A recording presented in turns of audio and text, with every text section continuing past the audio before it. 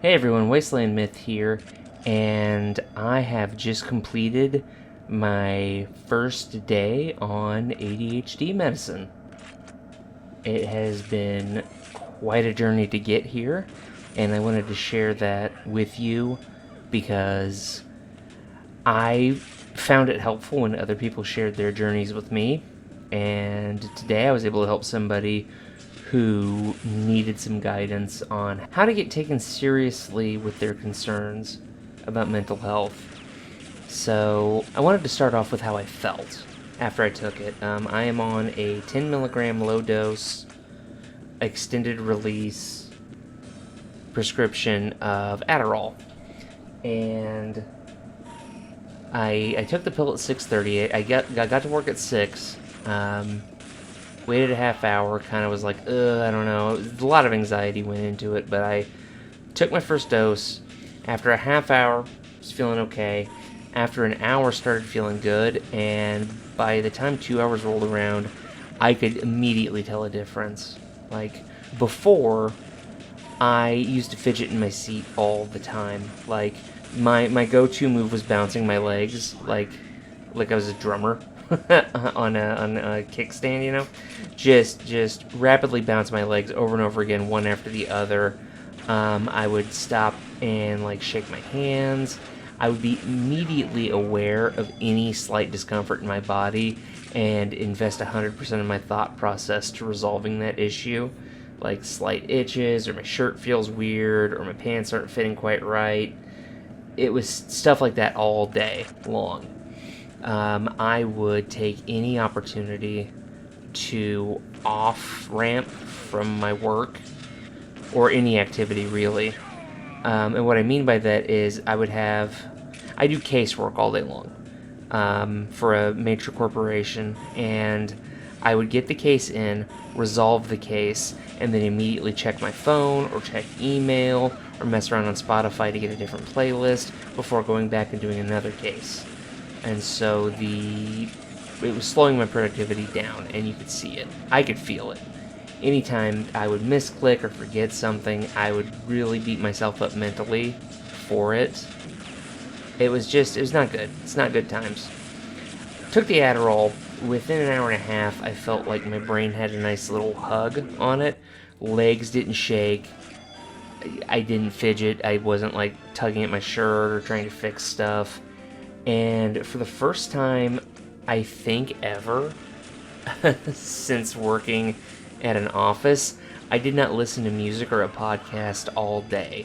I just focused in, zeroed in on the work, and whenever something social was happening around me, I could engage with it. The normal office sounds didn't set me off like they used to, and it was just cool. It was like a really low full body high, is the best way I can describe it, and it was a super cool experience. I nailed work. I can't emphasize enough how great it was, and I was concerned going into it because it's a stimulant. I was concerned going into it that I would be jittery, or that I had imposter syndrome to myself into having ADHD, or thinking that I had ADHD when really that wasn't the case. I was just lazy or unfocused or whatever, And because I don't have a diagnosis yet, this is part of the diagnostic process. But I was concerned that I was really going to screw up my workday, and no, it dramatically they say mild euphoria is a side effect of it, and for me, 100%. It was a great workday. So yeah, I'm gonna keep taking it, and I'm gonna message my doctor tomorrow and be like, hey, I need a psych eval, because this is great, and I need accommodations at work, and I need paperwork that says I'm allowed to have this in the future, because yeah, I really was missing out on some real good brain goo. The process to getting to this point, it was long and arduous. While my wife was pregnant with our kiddo, I started to feel like I had really wasted a lot of my time. You know, I was in my mid to late 30s. I had my college degree, but no postgraduate work. I hadn't progressed on really any of the things I wanted to do, like making online content or writing novels or even investing fully in small things like running a tabletop RPG.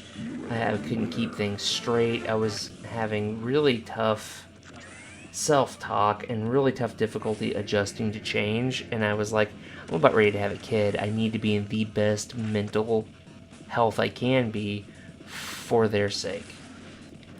So I walk into my doctor's office and I'm like, hey, I think I got ADHD because I have all these symptoms, and there are people I follow online who have ADHD who've described the same things. And I just bumped the mic there. And my doctor was like, well, did you get in trouble a lot as a kid? And I was like, no, I was a great kid. Did you have trouble in school? I was like, no, I nailed elementary school. Like, I was probably like the second, third smartest kid in our graduating class, graduating from 8th grade to 9th grade. And he was like, well, then you didn't have ADHD because those kids can't do that stuff. But you might have something, so here's a psych eval. And I'm like, great, thanks. Go to the psych eval, talk to a psychiatrist or psychologist, I don't know, whatever the biggest wig is, and describe the same thing I just described to you.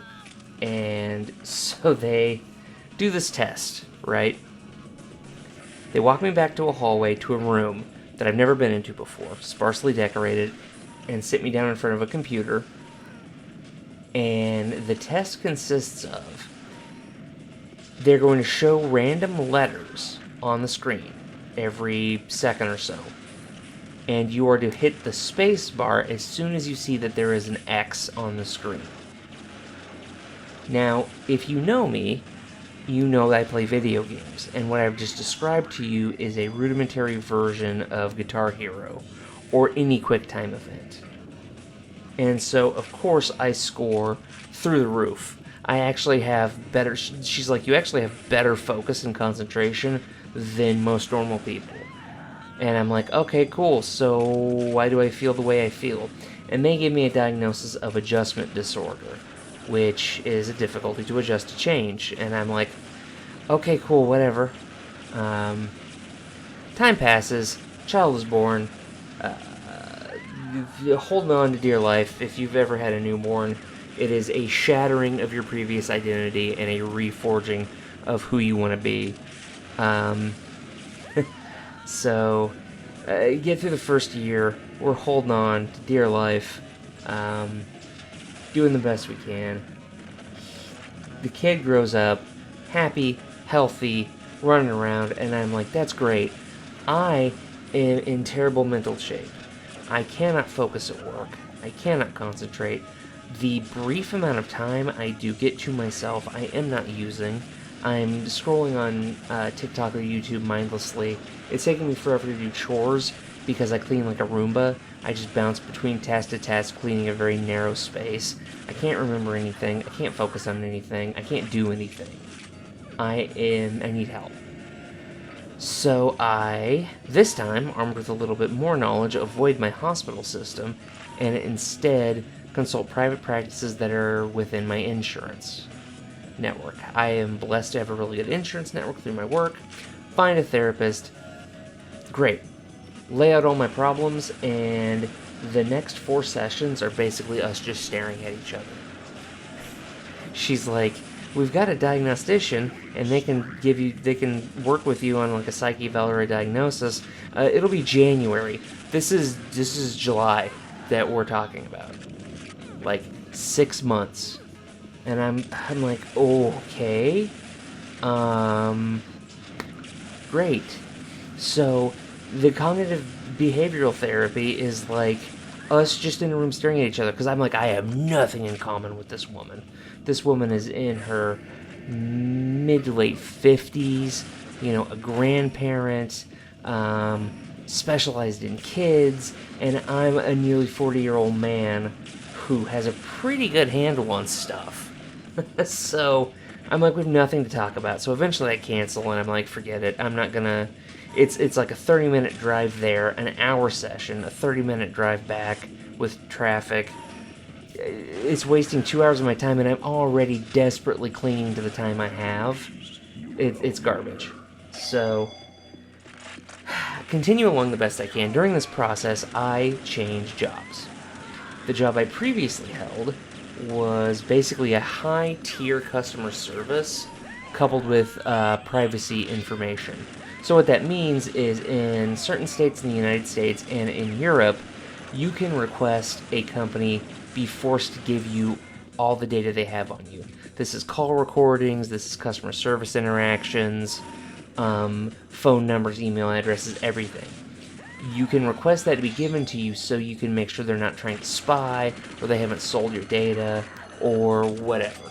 You request it for whatever reason.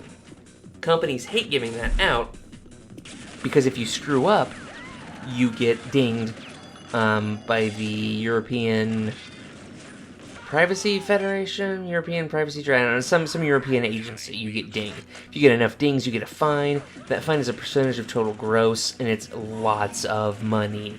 It is a huge amount of money. So what they would do is instead of giving the data out, if it was within reason, they would tell us just make the customer happy. Okay? Customers figure this out real quick because word gets around. So they were like, you can get an executive to look at it just by making a data request. You can get the highest tier of customer service. So it was a lot of work, a lot of separating junk from legitimate requests. But the crux of it, the reason I'm bringing this up, is because we had 30 days to respond. So if you do a request on the 1st, we have until the 31st to respond to it, which means it was slow, careful work.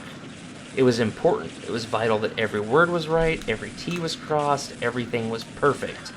But it was slow. You had 30 days, which means that if I had a day where I couldn't focus, if I had a day where something was going on, I could work at my own pace. I could completely not work for a whole day and be fine. 30 days, For various reasons, I left that job and took a job in finances. And so what I do now is credit card rebuttals. I work for a company that issues a lot of business-to-business credit cards, virtually. So these aren't physical cards. These are just basically credit card information. We pass those out if the person getting those charges them incorrectly, or the product that they delivered is not up to standards, or if they failed to deliver the product, whatever reason, that we issue the customer a refund. If the business doesn't issue us the refund back to that card, we do a chargeback. This is exactly what would happen if I stole your credit card and bought a bunch of stuff. You could go to the credit card company and go, hey, charge all this back to the merchant because that card was stolen. This is fraud. Same process. But the important thing is that this is also careful, not as careful as privacy. This isn't billions of dollars on the line, but it is, hundreds of dollars every case. So it was like, make sure you're doing the best that you can, but also you have about 10 minutes to keep up productivity. The environment was much better, the stress level was down, everything was great. I got hired in on a peak season, and so I got trained the best I could, got released out into the world to do my thing. 3 weeks in, I'm like, hey, nobody's talked to me, nobody's bothering me, nobody's got advice for me. I must be doing okay, my numbers look good, bada bing, bada boom. We get through the busy period, we roll right into having seasonal staff to get ready for the holidays. I mean, it moves super rapidly. About a year in, things slow down. We get to the slow period, and our quality assurance agent grabs me and goes, hey, I don't like the work that you're doing. It is not matching what we're supposed to do.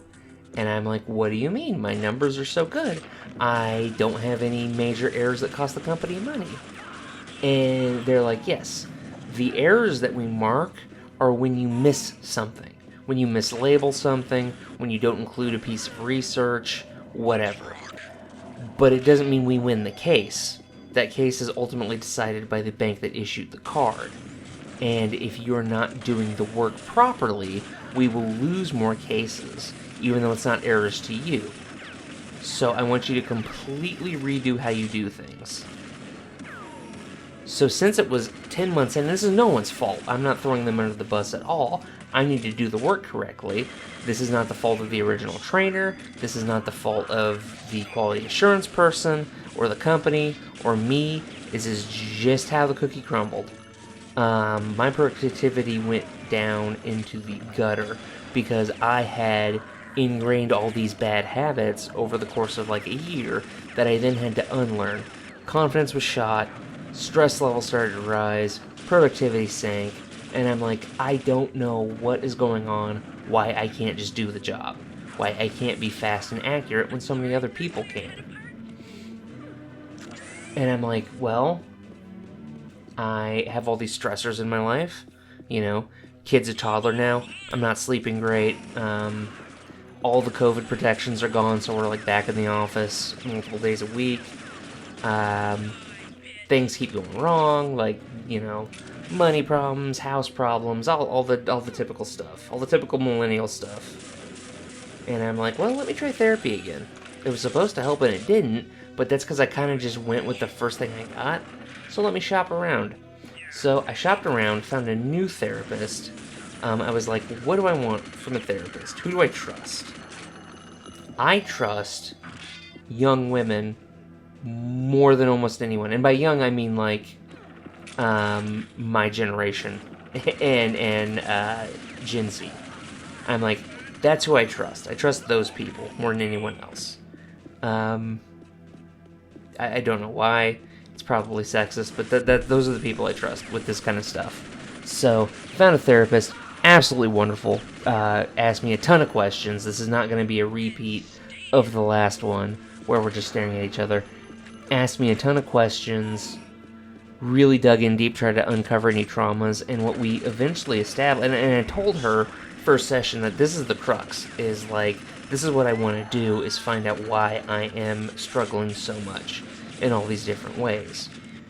And she was like, well, I specialize in diagnosis, I'm going to work with you, great. So I tell her again, ADHD is what I'm thinking. And she goes, great, cool, I want you to exercise more. And I'm like, what? And she was like, yeah, lack of focus can be due to lack of movement. I want you to go outside and exercise more and get more sun. Okay, cool. And we go through the list, like, I start walking more, I start really keeping track of how much I'm moving around, how much me and my kid are getting outside, I drink more water, I shut off screens earlier at night, I get more sleep, I do all these things, all this homework she gives me, over the course of like 4 or 5 months. And at the end of it, I'm like, honestly, it has helped. I can focus better. It is not to where I want it to be.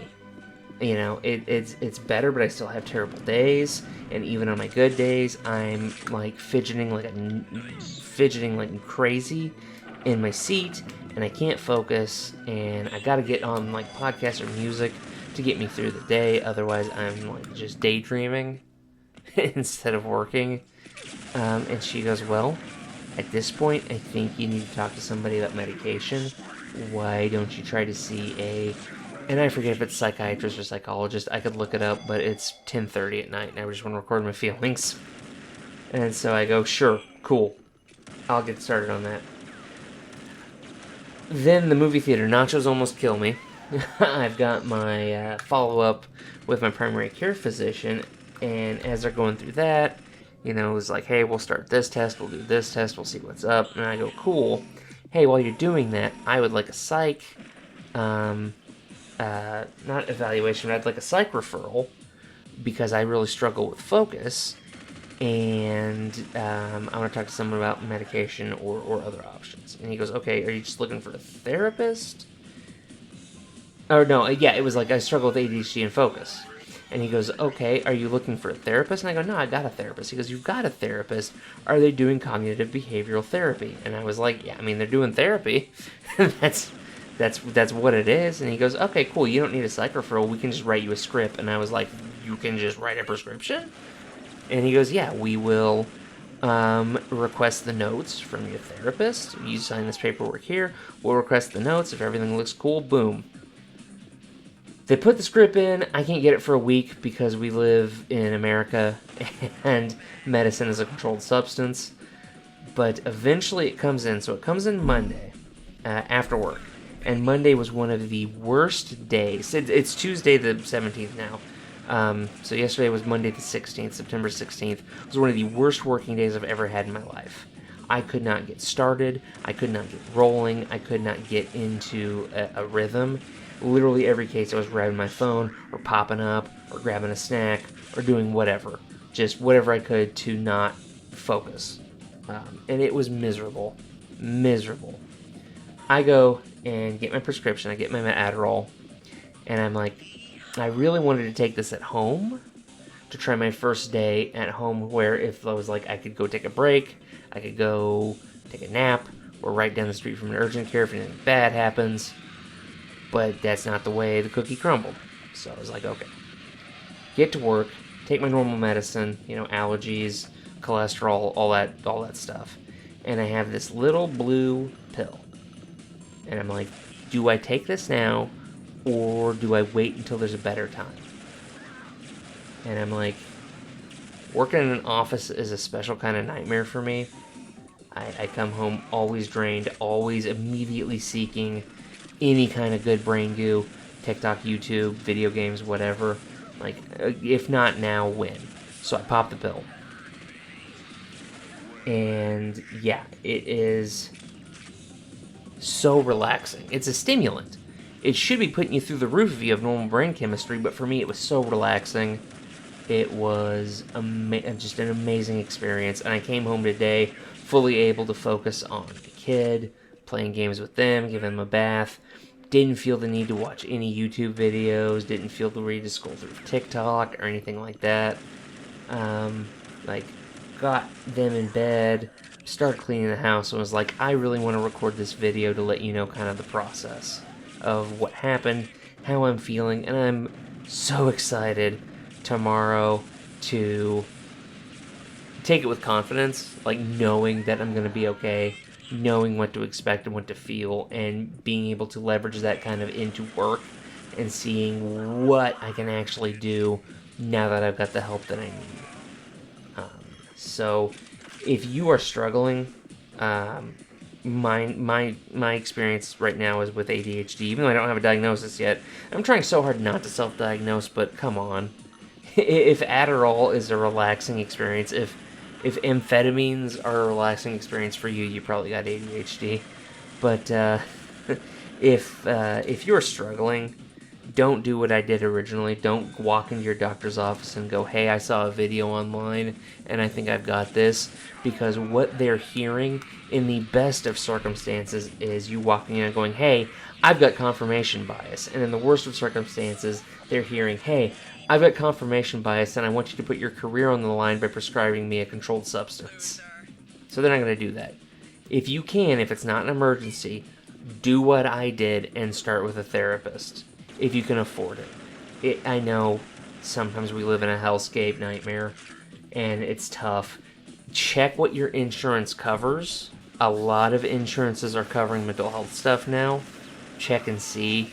For me, it's the same copay as going to see a doctor. It's like $15. If your insurance covers mental health care, I guarantee you they're going to cover an online option. They're probably going to partner up with a system that lets you find people online to help. Go do that. Describe your issues. Let them give you the homework if you can wait. If you can't wait, tell your therapist straight up, hey, this is what I'm experiencing. This is how it's negatively impacting my life. I don't think I can wait. I need help now. And let them help. But you've got to start walking before you sprint. Like, you can't just kick open the door and go, hey, I need Ritalin.